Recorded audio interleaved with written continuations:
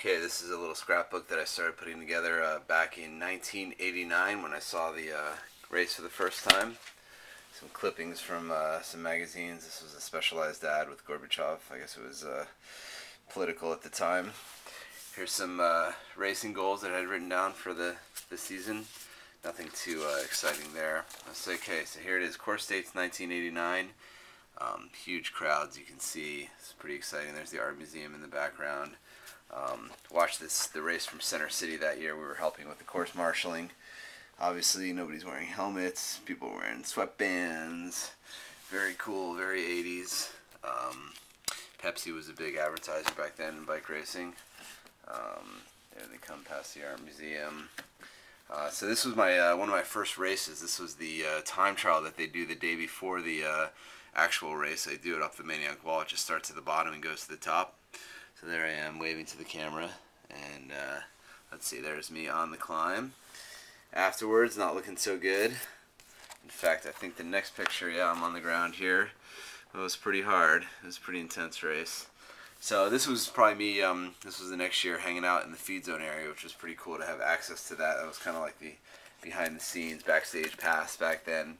The feed zone was pretty crazy. These guys come through at full speed. It's a flat, I would say almost downhill feed zone section, so it gets pretty crazy. A lot of bottles flying everywhere. Of course, at that age, we were trying to collect as many bottles as possible. That was kind of the goal for the day. We'd have bottles for the whole year afterwards. There's my sister. She was a flower girl for one of the podium ceremonies, which was kind of cool. I don't remember who won that year, but oh, look at that, $25,000 check for Paolo Cimini. They had a lot of Europeans came back then.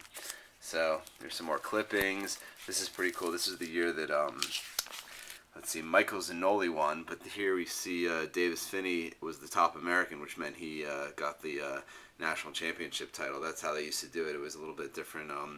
They let Europeans race, and but only the Americans could win the title, obviously, so it wasn't always the first finisher that got the Stars and Stripes jersey. Here's Roberto Gaggioli. He was a big favorite back then, riding for the Coors Light team, still with that crazy long hair. So I don't know what happened to him. So that's pretty much it. Some more clippings here in the back. Obviously, Greg LeMond was my hero back then. I mean, he was like the first real bike racing star that I knew of, and of course Laurent Fignon, the classic rivalry. Here's LeMond on his first generation aero bars. I remember actually watching that live on the Sunday Wide World of Sports when he beat him by 8 seconds. It was really exciting. I mean, I was just sitting there watching with my dad and just jumping up and down on the couch and just could not believe it. So anyway, so this is kind of the background. This is the history. So less than a month to go, and this will so hopefully there'll be some pictures of me in this book.